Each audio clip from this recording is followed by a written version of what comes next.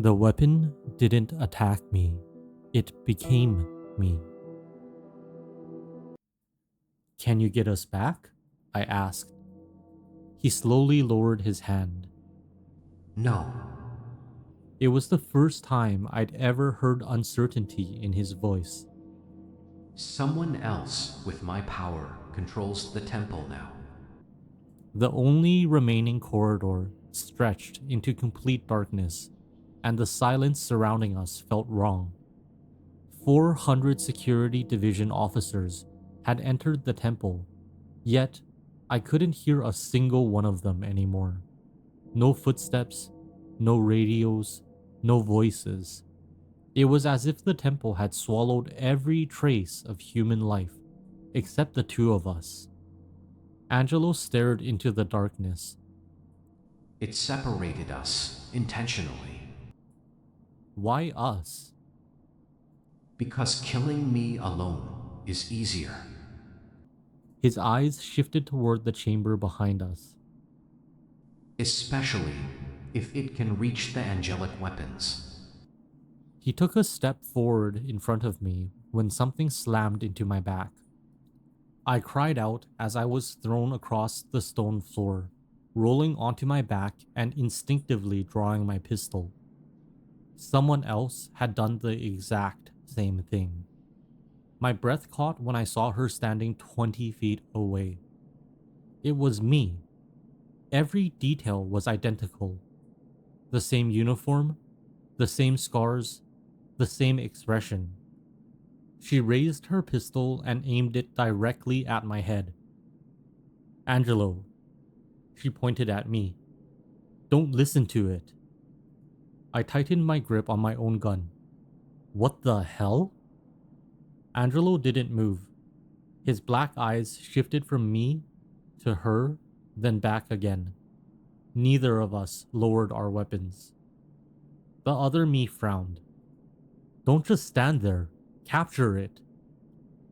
I tightened my grip on my pistol. No, it's lying. It attacked me from behind.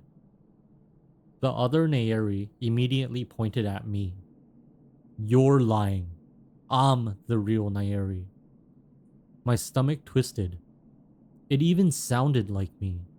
Every inflection, every habit, every movement. Perfect. Angelo remained silent, but he wasn't studying our faces. He was studying everything else. The way we breathed, the way we stood, the way we held our weapons. Nothing. We were identical. Angelo, I said quietly, it's me. Don't listen to it. The other Nayeri took another step forward. I'm the real one. I remember everything. She looked at Angelo. Even our conversation this morning. My heart sank. The cheese, the flowers, the dead rat. She smiled. I remember all of it. Oh, no. It had my memories. Every single one. Silence settled over the corridor before Angelo smiled. It wasn't warm. It wasn't reassuring. It was almost curious. Nieri, Both of us answered at the same time. Yes? Angelo slowly opened his arms. may I embrace you? The imitation blinked, then looked at me. I didn't move. I was too stunned to say anything. Mistaking my silence for defeat, it smiled. Of course. It lowered its pistol, opened its arms, and stepped into his embrace. Something twisted in my chest as my heart sank. For a brief moment, neither of them moved. The imitation rested its head against his chest, completely convinced it had won. Then, Angelo quietly whispered. Thank you. Before it could react, a silver spear erupted through its chest. Black blood sprayed across the marble floor. The imitation looked down at the weapon protruding from its body. then slowly raised its head toward Angelo. How? Angelo gently stepped away. Because Nayeri would never agree to hug me. I stared at him. What? He glanced at me. You would have shoved me away. For the first time, the imitation smiled, without pretending to be me. Its body rippled. My face melted like wax. Stonehill, Jacob, Madame Lenny, Sean. Dozens of faces flickered across its skin before dissolving into one another until finally only a featureless silhouette remained. It tilted its head. I see. A long pause followed. Memories are insufficient. It looked directly at me. Humans are irrational. Its gaze shifted back to Angelo. You did not choose based on evidence. You chose based on expectation. The corners of its featureless face curled upward. Interesting. I misunderstood humans. Its body dissolved into a featureless silhouette, its limbs folded into themselves, its body compressing until only a single object remained: a hunting knife. It clattered against the ancient stone with a metallic clang and lay perfectly still as though nothing had happened. Angelo bent down and picked up the weapon, but none of us spoke. The walk back through the temple felt impossibly quiet. According to Angelo, he had also relocated every remaining weapon. Humanity is not permitted to know the location of these weapons. He said. There had been no explanation and no further details, just a simple statement from something that existed long before humanity ever learned to write. The labyrinth no longer shifted, and the walls no longer moved. It was as though the temple itself had gone back to sleep. An hour later, we were back at headquarters, and somehow, everything felt strangely ordinary. Researchers rushed between laboratories. Containment alarms sounded somewhere several floors below us, and someone argued over paperwork in a hallway while a retrieval team walked past, carrying the severed arm of what looked suspiciously like a minor god. Business as usual. Then again, that was normal at C.S.P. We'd defeated a god before lunch and spent the afternoon filing out paperwork. Jacob, however, refused to let it go. Seriously. He looked between Angelo and me. How did you know which one was fake? I immediately pointed a finger at Angelo. Don't. He tilted his head. Don't what? Don't answer that. I was merely going to explain. No, But Jacob asked, I don't care. Jacob frowned. What? I rubbed my temples. It's classified. He blinked. Since when is that classified? Since 5 seconds ago. Angelo looked genuinely confused. but the answer is quite simple. I shot him a look. Understood. Jacob looked back and forth between us. I have so many questions. You're not getting any answers. I left Jacob with more questions than answers and made my way back to my apartment. 2 hours later, Angelo arrived. I assumed the weapon relocation had caused a mountain of paperwork, because apparently, even ancient beings capable of erasing gods from existence had to deal with administrative procedures. What I did not expect was the knock. 3 quiet taps echoed through my apartment, and I stared at the door, then at the clock. then back at the door. That was unusual, not because he had knocked, but because he had an extra set of keys. Not that he needed keys. Locks were mostly a suggestion to him.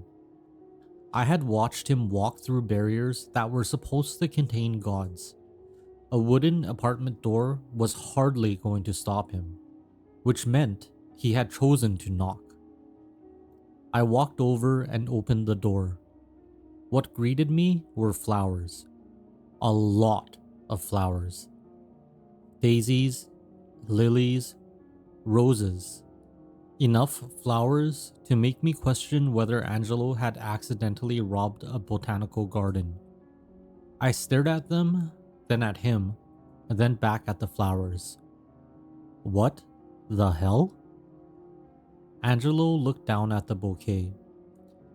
You informed me yesterday that my understanding of dating was incomplete. My stomach sank. Oh, no. I have conducted additional research. I looked at the flowers, then back at him. And your conclusion was daisies and lilies? Yes, Why these? the sources stated different flowers communicate different meanings. I immediately became suspicious. What meanings? Angelo looked at the bouquet. Daisies represent innocence. He paused. Lilies represent devotion. I stared at him. And the roses? Affection. Silence followed. Angelo, Yes, you realize you're basically standing at my door holding a deeply symbolic message, right? yes. A normal person would have been embarrassed. A normal person would have realized how insane the situation was. But Angelo was an angel who had existed for millions of years. Social embarrassment was apparently a human weakness he had not downloaded yet. He held the flowers out. I believe that this is the correct procedure. I stared at him. Procedure? Yes, I closed my eyes and took a deep breath.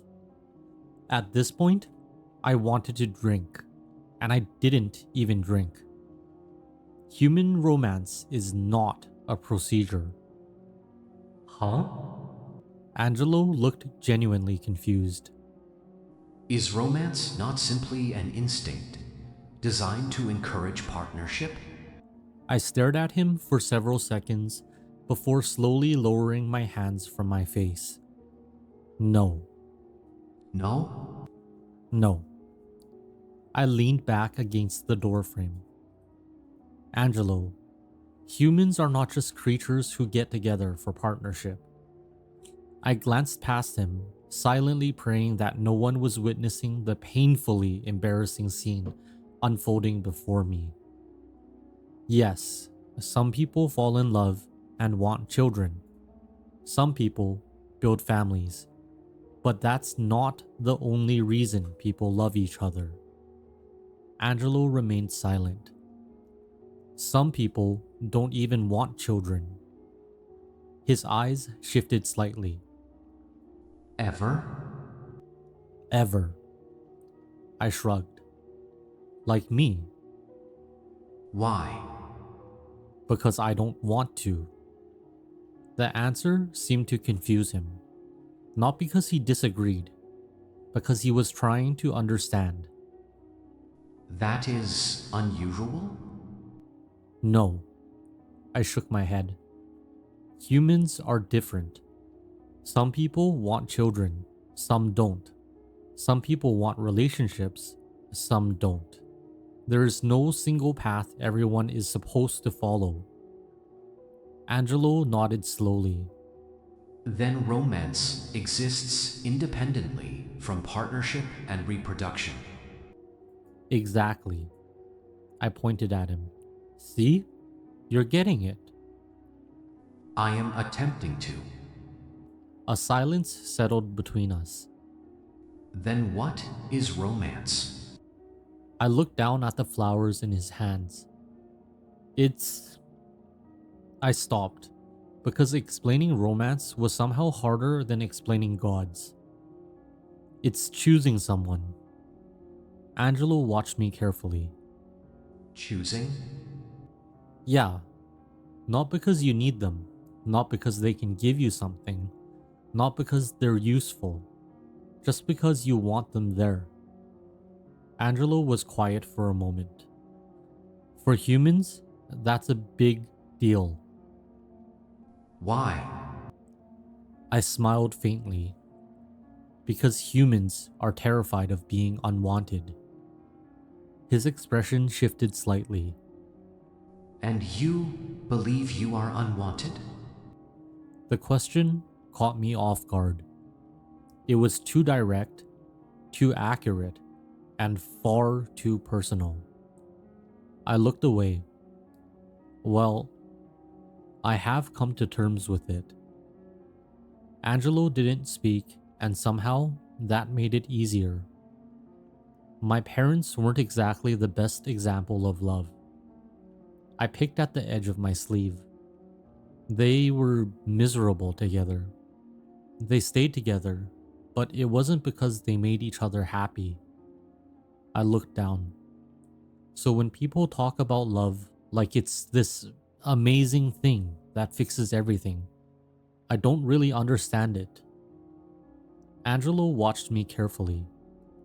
I never saw what a healthy relationship looked like, so I never learned how people are supposed to love someone.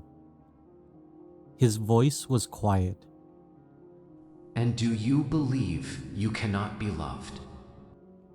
I froze. Once again, he'd managed to ask the one question I didn't want to answer. I don't know. That was the worst part. Why? I laughed quietly. Because why would someone choose me? Angelo tilted his head. Why do you believe you are not someone worth choosing? I didn't answer because the answer was obvious. My sister. The only family I had ever truly had. She was the one person who understood me. The one person who made that house feel less like a prison. Then, she left. She left me behind with our parents. I know why she did it. At least I told myself I did. But that didn't make it hurt any less. Because even after everything, even after she abandoned me, I still missed her. I don't know how to be what people want. I looked at him. I don't experience attraction the way most people do. I don't dream about getting married. I don't want children. I shrugged. Honestly, I don't even know if I understand romantic love the way other people do. Angelo listened quietly as I glanced anywhere other than him. I don't know how to be loved. He didn't answer. He just waited. And I don't know if I can love someone the way other people do. For a moment, Angelo said nothing before finally nodding. I understand. Do you? Yes. A quiet moment passed. Thank you for choosing me. For the first time since he'd knocked on my door, I saw something I'd never seen on Angelo's face. A genuine expression. I blinked. What? You are still here. The room fell silent. You could have rejected me completely, but you did not. I looked away. And just like how you are choosing me, I am choosing you too. What? I understand that I am an angel. I have known countless humans. I have watched entire civilizations rise and disappear. But before you, I just existed. Okay, I muttered. I am bad at these kinds of conversations. Angelo didn't acknowledge the comment. I performed my purpose. He continued quietly. I protected, I fought. I destroyed what threatened reality. The room fell quiet as his gaze dropped slightly. I watched humans live entire lives in what felt like moments, but I never truly understood why they valued those moments. I looked at him. Until you. I froze. I have spent thousands of years existing without needing anyone. His eyes moved toward the flowers. And now, I do not think I can return to that. I stared at him. You mean... He looked directly at me. For thousands of years, existence was sufficient. Then you appeared. Now, your absence creates a variable I cannot accept. The words hit harder than I expected. Not because they sounded romantic, but because coming from Angelo, they sounded like a confession from someone who had never experienced something like this before. That is a very unfair thing to say to someone who doesn't know how to process emotions. I was being truthful. No, I mean, I shook my head. You don't understand how big of a thing that is to say to someone. Angelo tilted his head. Why? Because humans spend their whole lives trying to find someone who makes them feel that way. I looked down. I get it now. Angelo said. Get what? That human love is not a function. He looked back at me. It is not simply reproduction. It is not a necessity. It is the decision to value someone when you do not have to. I stared at him. You're learning too fast. I have existed for a long time. Yeah, but you still thought dead rats were romantic. A faint smile crossed Angelo's face. Does this mean the flowers were acceptable? I sighed. Yeah. A small pause followed. But no more research. I understand. Especially not from human forums. Angelo hesitated. I narrowed my eyes. Angelo? I understand. And no flowers with hidden meanings unless you actually know what they mean. He looked at the bouquet. I did know what they meant. That's not the point. I see. I shook my head and then I laughed. It wasn't the fake kind or the polite kind I used around people when I wanted a conversation to end. It was a real laugh. And Angelo just watched me like he was trying to understand why something so simple mattered. For years, I had believed being chosen meant being useful. It meant being needed, being strong enough that someone had a reason to stay. But Angelo had never needed me. He didn't need my skills, my weapons, or my experience. He didn't need me to save him. He chose me anyway. And somehow, that was harder to understand than any god we had ever fought. I watched Angelo remove his shoes as I placed the flowers on the table. Hey Angelo. Yes. Why me? He didn't hesitate. I already answered that. I know. Then why ask again? I looked down. Because I don't think I believe you yet. For once, Angelo didn't immediately respond.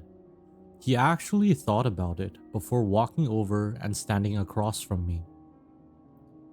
You have spent your whole life believing people leave when they no longer need you. I went still.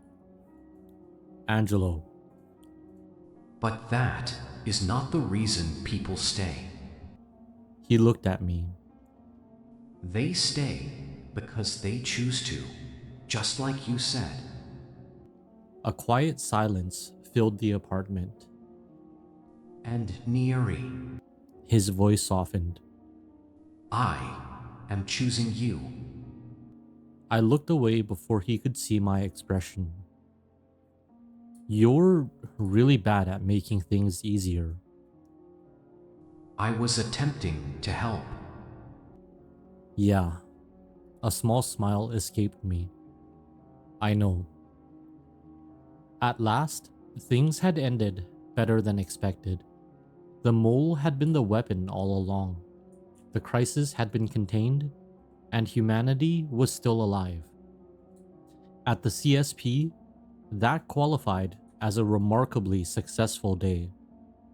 Tomorrow, I'd be back at headquarters. There would be another retrieval, another impossible mission, another mountain of paperwork waiting for me afterward. Angelo would almost certainly misunderstand something painfully human and somehow make my life even more complicated. But that was tomorrow. Tonight, an angel sat quietly on my couch, and for the first time in a very long time, I wasn't afraid of whatever came next. Maybe I still didn't understand love. Maybe I never would. Maybe understanding it had never been the point. Sometimes you don't know why someone chooses you, so you just decide to believe them. And for the first time in a very long time, I wanted to believe him. Angelo noticed me staring at him. Does this mean we are dating? I sighed. Unfortunately, my phone chose that exact moment to ring. Retrieval Team Leader Nayeri. Report to Hangar 3 immediately. Madame Lenny's voice hurried through the speaker. We've confirmed another anomalous object. Another god? There was a brief silence. No. Then what is it? An angel feather. I slowly lowered the phone. Angelo had gone completely still. His voice was barely audible. That's impossible.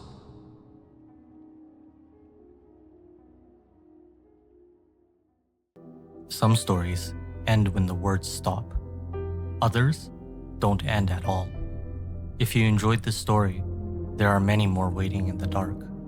Until next time.